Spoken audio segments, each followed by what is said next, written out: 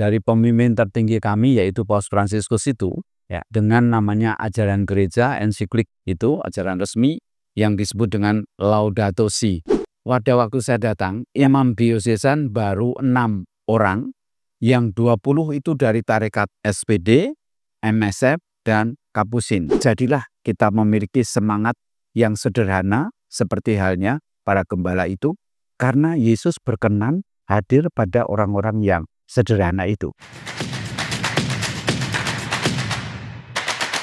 Selamat pagi, salam jumpa kembali dalam acara podcast Ruang Redaksi.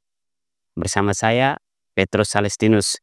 Senang rasanya bisa bertemu Anda kembali dalam acara ini. Semoga Anda sekalian selalu dalam kondisi sehat dan dalam perlindungan Tuhan. Di hadapan saya telah hadir salah satu tokoh penting dalam gereja Katolik, khususnya gereja Katolik di Kalimantan Tengah, Monsinyur Dr. Aloysius Mariadi Sutrisna Atmaka MSF ya. Selamat pagi Bapak Uskup. Selamat pagi Pak. Ya. Ini saya di sini disebut, saya membaca bahwa nama Bapak Uskup ini Monsinyur Dr. Aloysius Mariadi Sutrisna Atmaka. Ya. Tetapi yang disebutkan Bapak Uskup tadi Aloysius Mariadi Sutrisno Atmoko. Ya. Itu kira-kira bagaimana tuh Bapak Uskup? Ya. Dalam bahasa Jawa, cara menulis dan cara mengucapkan menurut aturan bahasa Jawa. Ya. Jadi meskipun ditulis Sutrisna Atmaka, tetapi dalam bahasa Jawa diucapkan Sutrisno Atmoko. Itu kurang lebih cara mengucapkannya ya. Kalau Sunda memang Sutrisno Atmaka, tapi saya dari Jawa Tengah, dari Klaten, Solo, ucapannya Sutrisno Atmoko. Begitu kurang lebih ya. Oh ya, ya, siap. ya. Saya juga masih tertarik dengan penjelasan Bapak Uskup menyangkut nama, identitas. Ini di bagian belakang nama Bapak Uskup tertera MSF ya. Ya. MSF. Ya. Ini seperti apa ini? Kurang lebih ya. Bisa beri penjelasan kepada para penonton. MSF adalah singkatan dari Missionari a Sacra Familia, yaitu misionaris keluarga kudus. Jadi saya berasal dari tarekat atau kongregasi keluarga kudus yang telah dimulai di Belanda, di Perancis malahan, dan kemudian misionaris dari Belanda, dari Jerman, dari Polandia datang ke Indonesia, baik di Kalimantan maupun di Jawa.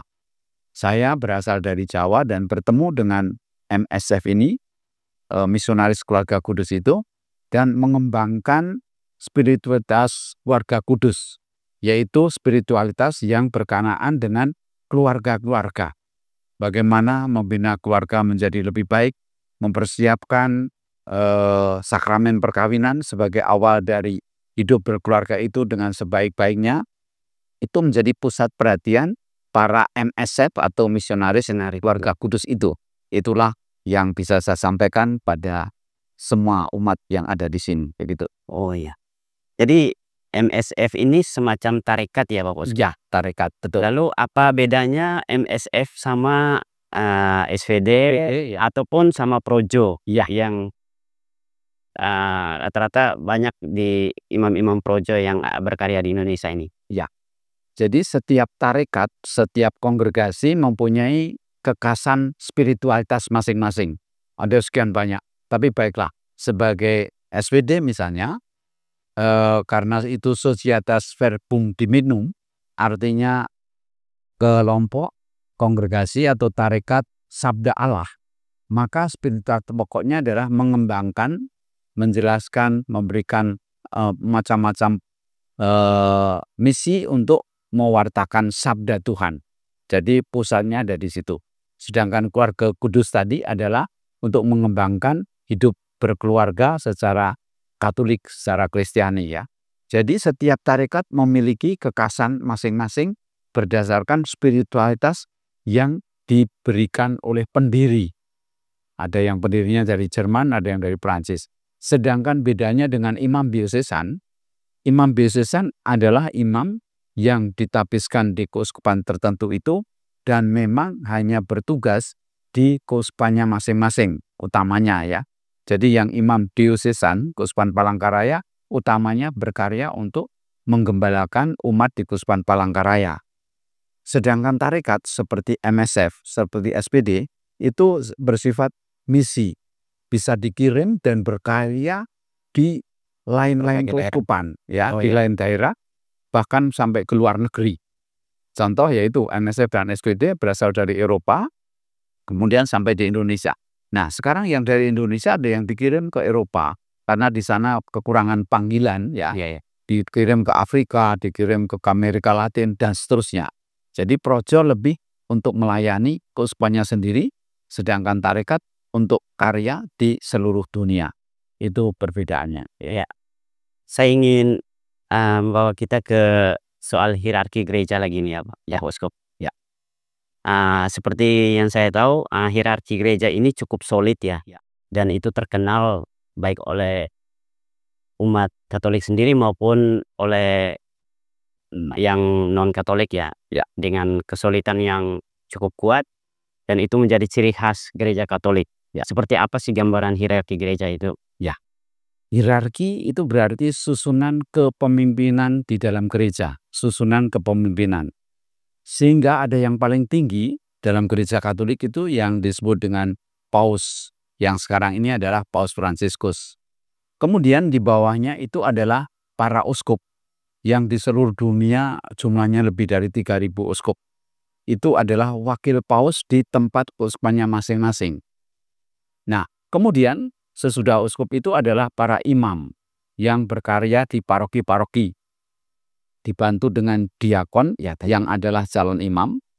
Dan dari imam yang ditabiskan itu, kemudian punya teman-teman kerja atau rekan kerja itu, baik yang awam, para katekis, ketua lingkungan, ketua stasi, dan juga ada dewan paroki. Nah, mengapa ada pemimpin tertinggi dalam gereja? Berdasarkan kitab suci, itu Yesus ketika memanggil Petrus dan menyatakan, "Engkaulah Petrus, di atas batu karang ini akan kudirikan gerejaku, dan kamu itu berhak untuk memberikan pengampunan pada siapapun yang bersalah dan menolaknya." Jadi dengan penunjukan Yesus pada Petrus sebagai pimpinan tertinggi yang pertama, di dalam gereja itu diteruskan melalui para paus, yang sampai sekarang sudah 250 sekian, 60 bahkan ya, itu sampai pada paus pertama ya, Paus ya. Paus Petrus itu adalah paus pertamanya dan seterusnya ya. Nah, disitulah gereja memiliki kepemimpinan atau kesatuan yang kelihatan, yaitu dalam diri Paus Fransiskus. Penyatu yang tidak kelihatan sebenarnya adalah Roh Kudus. Karena semua dipenuhi dengan Roh Kudus ketika ditabiskan. Sebelum menjadi paus, uskup itu adalah paus itu adalah kardinal, dan sebelum kardinal uskup, dan sebelum uskup imam ya. Jenjang itu yang menjadi pengikat kesatuan adalah Roh Kudus. Dan karena pengikat yang tidak kelihatan itu adalah Roh Kudus, soliditas kesatuan gereja itu menjadi kuat karena dijaga oleh Roh Kudus sendiri ya. Orangnya bisa berganti-ganti, tapi yang menjaga kesatuan itu adalah Roh sendiri ya. Tadi sebagaimana yang dijelaskan Bapak Uskup bahwa dalam hierarki gereja itu ada yang salah satunya adalah uskup ya, Uskup. Tugas-tugas apa sih yang dijalankan oleh seorang uskup ya? Tugas yang boleh dikatakan umum seperti yang disabdakan oleh Yesus itu, gembalakanlah umatku. Artinya tugas uskup adalah menggembalakan. Nah, dalam menggembalakan umat itu, uskup dari kata episkopus artinya melihat dari atas, itu memiliki rekan kerja yang menjadi ujung tombak dalam karya kegembalaan uskup, yaitu para imam. Para imam itu ditabiskan oleh uskup untuk menjadi ujung tombak dalam karya istilahnya pastoral ya. Karya menggembalakan umat di paroki masing-masing. Dan di paroki itu juga ada lingkungan, ada ketuanya, dan seterusnya, sehingga strukturnya menjadi jelas bahwa uskup yang menggembalakan umat dibantu atau bekerja sama dengan semua imam. Nah, Yang dimaksud dengan penggembalaan umat itu tentu saja mulai dengan hal-hal yang bersifat rohani, tetapi tidak hanya melulu rohani saja. Juga ada segi-segi kemanusiaan yang harus diperhatikan dalam penggembalaan itu. Saya bandingkan begini. Kalau yang diperhatikan itu hanya masalah rohani, berdoa, beribadah, dan seterusnya. Tapi kalau manusia hidup itu kan perlu makan, minum, dan seterusnya. Malahan ada yang mengatakan, kalau perut lapar, orang tidak bisa berdoa. Ya. Maka kita perlu menyejahterakan umat juga. Sehingga ada karya ekonomi soal penyejahteraan melalui peningkatan ekonomi ya. Ketika umat kenyang perutnya, barulah bisa berdoa. Berdoa dengan senang ya. Perut kenyang, berdoa senang ya. Nah, oleh karena itu, gereja juga menyelenggarakan pengembangan sosial ekonomi. Ya. Itu pun belum cukup. Kalau pengembangan sosial ekonomi sudah kaya tetapi bodoh atau sakit-sakitan ya, nah itu kan juga akan mengganggu. Maka juga ada karya pendidikan, ada karya kesehatan. Maka gereja juga berusaha untuk memenuhi kebutuhan kemanusiaan itu dengan mendirikan sekolah, dengan mendirikan rumah sakit, dengan mendirikan lembaga-lembaga yang bertugas mengembangkan kehidupan kemanusiaan sehingga martabat manusia itu juga semakin ditinggikan ya. Itu kurang lebih penggembalaan dalam segala bidang kemanusiaan juga begitu ya. Itu kurang lebih tugas seorang uskup ya dalam hierarki gereja. Lalu bagaimana dengan seorang kardinal, Pak Kuslo? Ya. Kardinal adalah seorang uskup yang ditunjuk khusus oleh paus, pimpinan tertinggi, untuk membantu dalam bidang tertentu ya. Misalnya paus menunjuk seorang uskup Indonesia untuk menjadi pembantunya dan menjadi kardinal dalam tugas untuk mengembangkan dialog dengan agama-agama lain, khususnya misalnya agama Islam ya. Karena Indonesia kan terkena mayoritas Islamnya ya. Nah, untuk itu paus memerlukan pembantu khusus yang memberikan nasihat, memberikan masukan, memberikan laporan ya tentang interreligious dialog itu, dialog antara agama khususnya dengan Islam. Maka diangkatlah kardinal dari Indonesia. Di tempat lain ada kardinal yang dibebaskan untuk soal pengembangan dalam tanda petik melawan ajaran-ajaran komunis misalnya yang masih ramai dibicarakan. Di tempat lain adalah soal pengembangan sosial ekonomi yang lebih giat dan dalam tempat lain itu soal ini dan itu. Dan itulah seorang kardinal, yaitu seorang uskup yang atau siapa saja yang diangkat oleh paus untuk membantu menjadi pembantunya yang khusus itu tadi. Ya, itu kardinal. Iya. Nah, masih terkait dengan hierarki gereja ini. Ya. Dalam hierarki itu ada Bapak Paus sebagai pemimpin tertinggi gereja Katolik. Nah, sebagai pemimpin tertinggi, Bapak Paus dalam hierarki dia dibantu oleh dewan paus ya namanya ya. Dewan paus, dewan kepausan ya. Dewan kepausan. Itu seperti apa sih keberadaan dewan paus dalam tugas melayani dalam tugas membantu paus? Ya. Jadi seorang paus pimpinan gereja Katolik itu sekaligus menjadi pemimpin negara Vatikan ya. Ya, itu barangkali yang belum terlalu banyak dikenal sehingga hubungan dengan negara lain itu juga diperlakukan sebagai pemimpin negara. Harus juga memiliki duta besar atau duta besar setiap negara-negara ya. Itu ya. Seperti di Indonesia ini ada duta besar namanya Piero Piopo yang berkedudukan di Jakarta dan itu menjadi jembatan antara negara Republik Indonesia dengan negara Vatikan ya. Dan itu juga dengan negara-negara yang lain. Jadi seperti negara itu seorang presiden juga memerlukan pembantu presiden ya, khusus seperti itu ya, dan menteri-menterinya dan apa saja urusannya ya. Paus juga memiliki itu ya. Dan dalam hal itu karena sekali lagi dua jabatan ini ya, pemimpin gereja tertinggi dan juga pemimpin negara. Nah, maka dari itu perlu dewan keuskupan, ada seperti menteri luar negeri lah atau itu menteri dalam negeri dan lain-lain ya. Itu kejelasannya kurang lebih ya. Lebih khusus menyangkut dengan keuskupan kita, Keuskupan Palangkaraya ya. Kira-kira seperti apa gambaran umum menyangkut profil keuskupan kita ini, Keuskupan Palangkaraya? Iya, Keuskupan Palangkaraya itu dimekarkan dari Keuskupan Banjarmasin. Jadi sebelum ada Keuskupan Palangkaraya, Palangkaraya ikut Banjarmasin. Mulai tahun 1993 dimekarkan, dan sejak tahun 1993 itulah ada Keuskupan Palangkaraya dengan uskup yang pertama itu Monsinyur Husin, Julius Husin. Beliau baru ditapiskan 1 tahun, kemudian dipanggil Tuhan. Jadi tahun 94 itu uskupnya tidak ada, dijabat oleh pelaksana tugas sementara yang namanya administrator diosesan itu sampai 7,5 tahun. Wah, Dari Oktober 93 sampai Januari 2000 itu tidak ada uskupnya. Pejabat berarti selama dalam jangka waktu itu Bapak Uskup berarti yang menjabat ini dia untuk sementara mengemban tugas uskup atau seperti gimana sih? yang namanya administrator Ya. itu melaksanakan tugas-tugas administratif saja.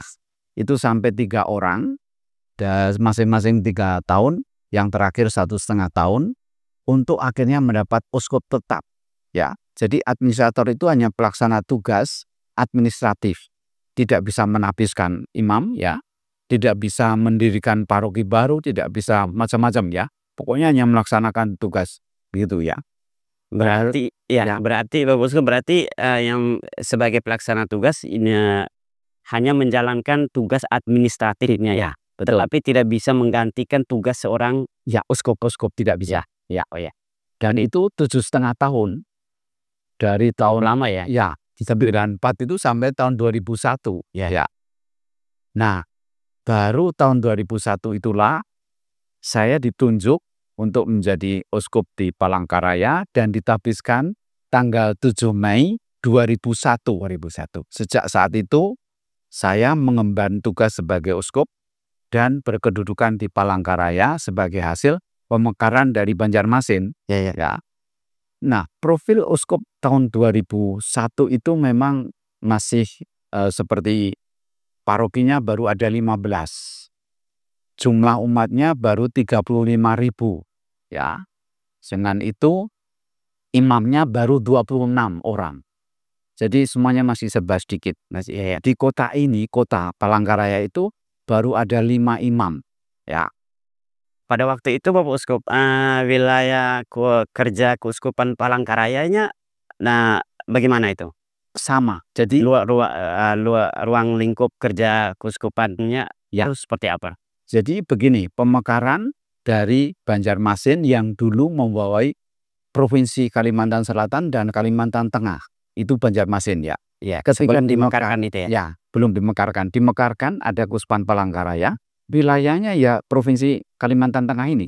Nah, itu wilayah Keuskupan Palangkaraya dari didirikan sampai sekarang masih. Ya. Nah, ketika itu sekali lagi imamnya saja baru 26.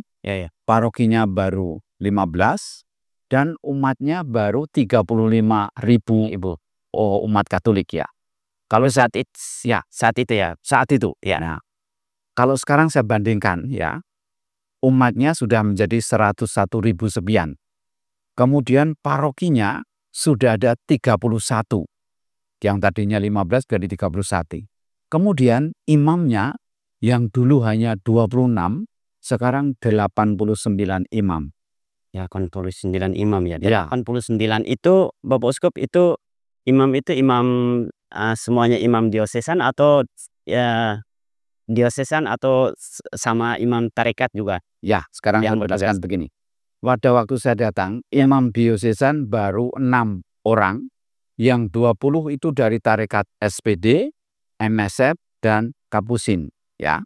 Jadi yang projo itu baru 6 orang. Sekarang yang imam diosesan sudah menjadi 29, bahkan menjadi 31, dan sisanya yang 50-60 sekian itu adalah banyak tarekat yang menjadi berkarya di Keuskupan Palangkaraya ini ya.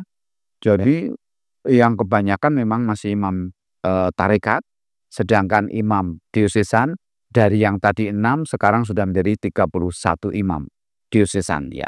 Nah, ini masih terkait dengan Keuskupan Palangkaraya. Ya. Dalam artikel yang saya baca tentang profil Keuskupan Palangkaraya, saya cukup tertarik dengan penjelasan menyangkut visi keuskupan ya, isi dan misi keuskupan. Itu salah satu visi keuskupan itu adalah meningkatkan harkat dan martabat manusia dan pelestarian lingkungan alam ya, alam tuh, ya. Ini bagi saya ini menarik ini visi ini karena visi ini sejalan dengan program yang digencarkan oleh pemerintah. Loh, ini program-program yang dijalankan pemerintah juga masih, terutama pemerintah Provinsi Kalimantan Tengah itu masih menyangkut dengan pemberdayaan sumber daya manusia dan juga pelestarian lingkungan yang notabene-nya akhir-akhir ini sering menjadi perhatian publik karena maraknya bencana ekologis ya. Ketika saya mulai melaksanakan tugas, saya mengajak para pastor untuk merumuskan visi misi supaya dalam berkarya itu kita memiliki kejelasan visi misi. Nah, waktu itu dirumuskan mulai dari yang pertama, bagian pertama adalah gereja yang hidup dalam kasih karunia Allah melaksanakan imannya dengan meningkatkan martabat manusia yang pertama, dan yang kedua dengan melestarikan alam. Itu sudah kami canangkan tahun 2004 dan setiap kali diperbarui rumusan yang lebih jelas, sampai sekarang masih dipertahankan, meningkatkan martabat manusia, terutama dari segi ekonomi dan kesejahteraan ya. Yang lain itu berkaitan dengan segi iman, segi liturgi, ibadah dan lain-lain ya. Nah, disitulah kami mengembangkan dua hal ini. Segi martabat manusia dengan pendidikan dan kesehatan, kemudian kelestarian alam, yaitu dengan melihat kerusakan lingkungan yang makin masif ya. Karena itulah akibatnya fatal ya. Ketika hutan tidak lagi dijaga dengan baik, ketika tambang dan sawit itu marak, ternyata yang diakibatkan adalah bencana mulai dari banjir, mulai dari keracunan air sungai, dan kemudian juga kebakaran hutan dan lain-lain ya. Itu menjadi keprihatinan kami, maka sesuai juga dengan ajaran gereja, kami meletakkan ini sebagai visi misi yang harus dilaksanakan dengan serius, dengan sungguh-sungguh. Mengajak semua imam, dan para imam nanti mengajak semua umat untuk memperhatikan lingkungan hidup, kelestarian lingkungan itu di tempatnya masing-masing. Sehingga baik-baik saja kalau itu ada hasil dari hutan, baik itu sawit maupun tambang ya. Tetapi bagaimana menjaga lingkungan hidup itu?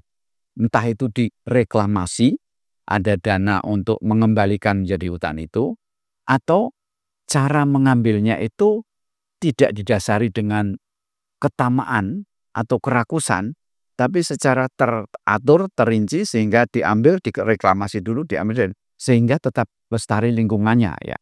Kan akibatnya sudah fatal ya, banjir dan kebakaran hutan dan lain-lain ya, kan menjadi keprihatinan masyarakat, keprihatinan gereja, keprihatinan keuskupan. Itulah ya intinya ya. Nah, berarti apa yang menjadi keprihatinan pemerintah juga menjadi keprihatinan keuskupan ya.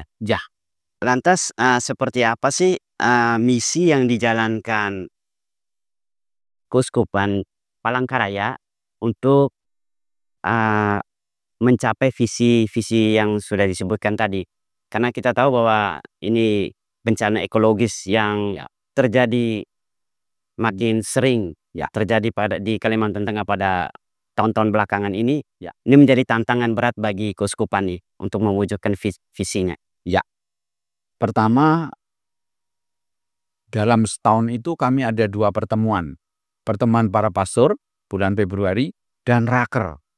Pastor, umat, wakil-wakil umat, wakil-wakil buder, suster, dan juga komisi-komisi untuk membicarakan tindakan apa dalam melaksanakan visi misi khususnya melestarikan alam ini ya, maka kami sepakat dari segi penanaman pohon di tempat masing-masing, dari pemanfaatan lahan tidur supaya karena tidak diapa-apakan nanti kalau musim kemarau terbakar ya. Kita jaga dengan penanaman yang itu, dan sekaligus kalau sudah menanam jangan lupa merawat.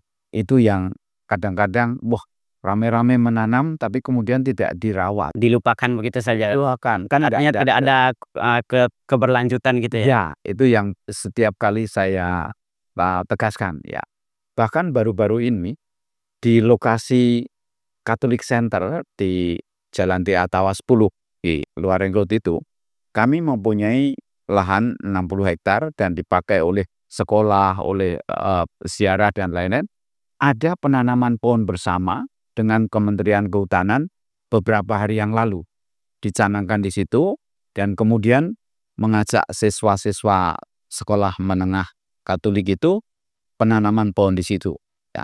Dan di situ saya juga sekali lagi mengajak untuk kita memelihara sesudahnya. Dan saya juga memberikan semacam ketegasan dan jaminan anak asrama ini nanti yang harus menjaga supaya ini tumbuh dan berkembang kembali ya. Dan Bapak Dinas Kehutanan juga merasa ya ini penting untuk dilaksanakan dan dipelihara gitu ya. Dan itu setiap tahun kami mengadakan pertemuan baik hanya pastor saja atau dengan seluruh kelompok umat untuk kembali lagi melihat apa yang sudah dikerjakan untuk melestarikan alam dan kemudian apa yang masih perlu ditindaklanjuti. Untuk apa, tempatnya di mana ya. Jadi secara bertahap kami menggulirkan itu terus-menerus. Itu usaha-usaha kami. Berarti ada komitmen yang kuat dari pihak keuskupan untuk tetap mencapai visi yang sudah ditetapkan bersama itu ya? Betul. Ya. Dan bahkan kami mendapat dorongan yang kuat dari pemimpin tertinggi kami yaitu Paus Fransiskus itu dengan namanya ajaran gereja, ensiklik itu, ajaran resmi yang disebut dengan Laudato Si, terpujilah Tuhan, yang telah menciptakan alam semesta itu begitu baiknya. Sehingga alam semesta yang ada rumah kita bersama harus kita jaga tetap seperti zaman diciptakan, tetap sangat baik adanya. Itu kurang lebih komitmen Tuhan ini menjadi sangat serius ya, sungguh-sungguh ya. Anjuran itu yang kami laksanakan. Ada pertanyaan yang juga yang ingin saya tanyakan ke Bapak Uskup menyangkut dengan keberadaan gereja Katolik khususnya Keuskupan Palangkaraya di Kalimantan Tengah ini.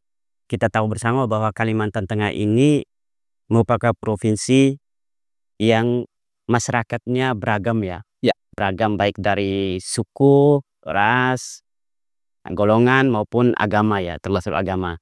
Baik, jadi gereja Katolik itu artinya kan gereja universal. Berlaku umum di mana saja dan mau bergabung menerima siapa saja. Karena itu, umat Katolik harus berani untuk menjadi satu dengan semua masyarakat.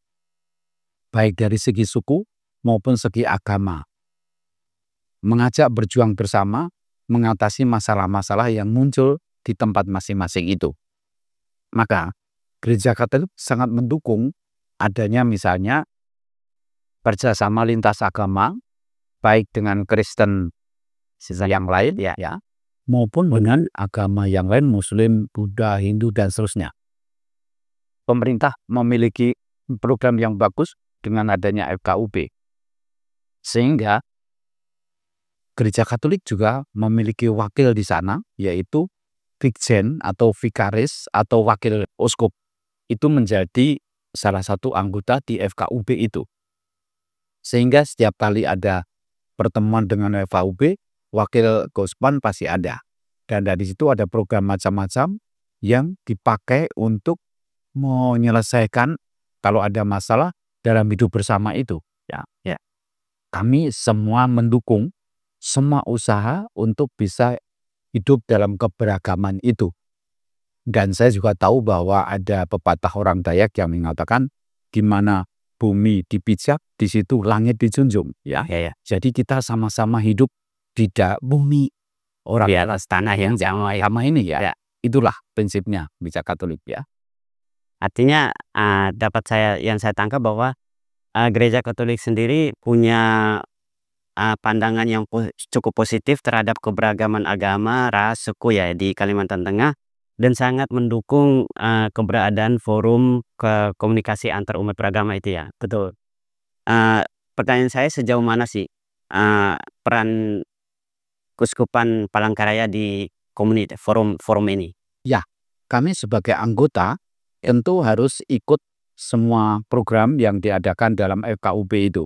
Satu. Yang kedua, dukungan itu bisa dinyatakan dalam berbagai halnya, misalnya sumbangan pemikiran mengenai keberagaman itu. Ya, kita tahu bahwa Gereja Katolik yang mengakui keberagaman, mengakui budaya, mengakui nilai-nilai dan kearifan lokal, kita juga dalam FKUP mengetengahkan itu sebagai hal yang harus kita junjung tinggi.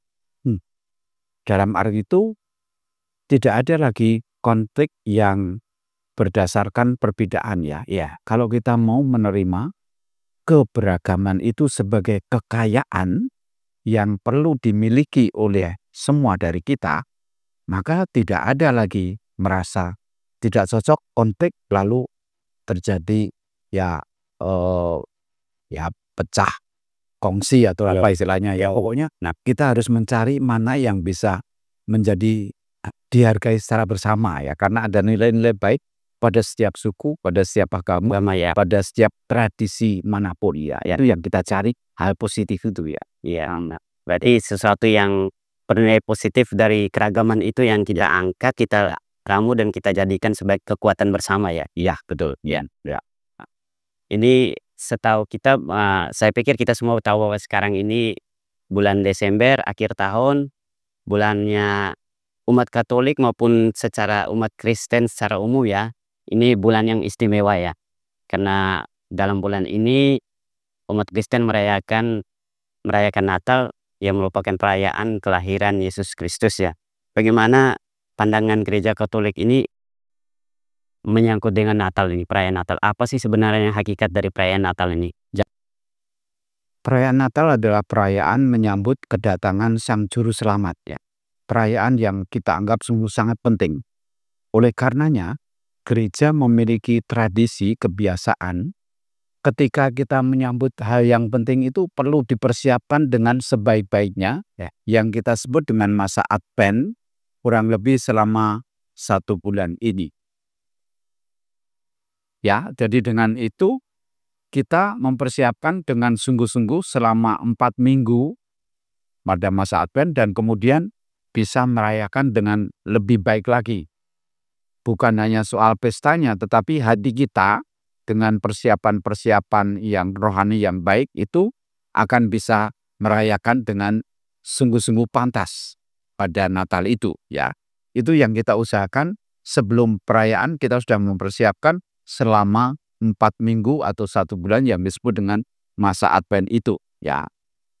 Itu berarti selama masa penantian ini, kira-kira seperti apa sih yang seharusnya dilakukan oleh seorang Kristen ya, baik itu mungkin secara Kristen secara umum maupun umat Katolik khususnya ya. Apa sih yang seharusnya dilakukan dalam masa penantian ini maupun untuk dalam rangka menyambut Natal ini? Ya, yang pertama dari segi rohani dulu ya, karena itu penting mendasari tindakan kita nanti.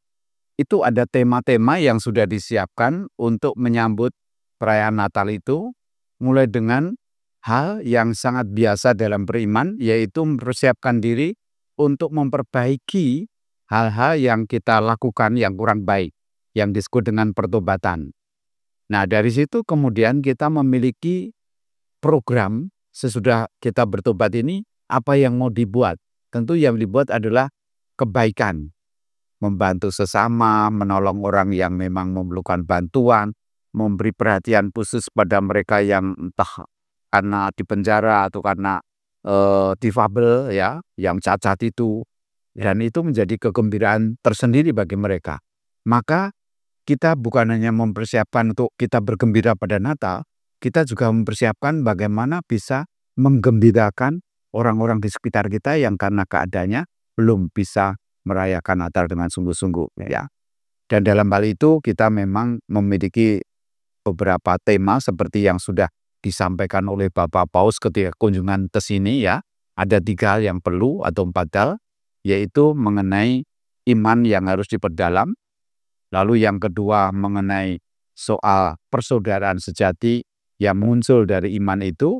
Dan yang kemudian yang ketiga adalah bagaimana persaudaraan itu akhirnya membawa pada bela rasa, perhatian pada mereka yang menderita. Ya, itulah yang perlu disadarkan selama masa Advent untuk mempersiapkan kedatangan Sang Juru Selamat itu.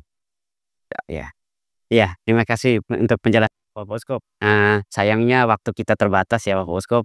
Jadi sebelum saya menutup perbincangan kita pada siang hari ini, izinkan saya untuk bolehkah saya meminta pesan dari Bapak Uskup untuk menyampaikan sedikit pesan-pesan Natal ya untuk terutama untuk umat Kristen pada umumnya maupun terkhusus untuk umat Katolik yang berada di wilayah Keuskupan Palangkaraya. Ya, baik. Seperti kita ketahui, pesan bersama antara PGI dan KWI, yaitu antara Katolik dan Kristen lain, itu adalah mari pergi ke Bethlehem. Artinya kalau kita mengajak mari bersama pergi, itu kan kita perginya dengan orang lain bersama-sama. Diistilahkan dengan kata sinode, itu bersama-sama pergi.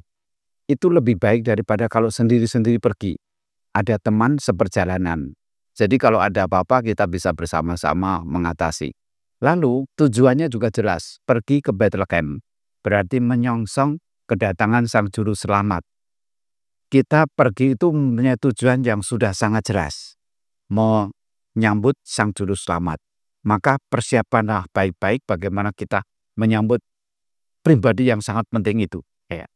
Yang ketiga, ada yang menyambut dari kisah Bethlehem Natal itu para gembala.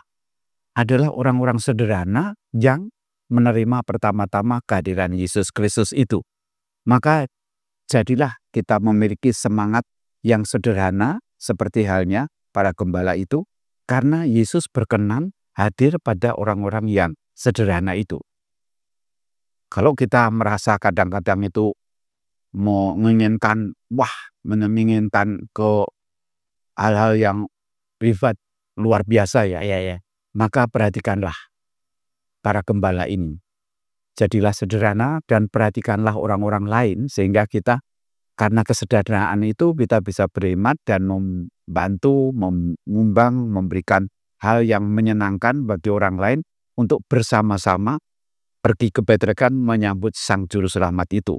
Itu pesan saya untuk seluruh umat Katolik dan Kristen yang sama-sama memiliki tema, mari kita pergi ke Bethlehem ya. Itu ya. Luar biasa, ini perbincangan yang menarik. Sebenarnya ada banyak hal yang ingin ditanyakan lagi, tapi sayangnya kita dibatasi waktu. Jadi semoga di lain kesempatan kita masih bisa bertemu untuk berbincang-bincang lagi. Ya. Nah, podcast Ruang Redaksi mengucapkan terima kasih. Selamat siang, selamat berakhir pekan, dan sampai jumpa di video-video kita selanjutnya.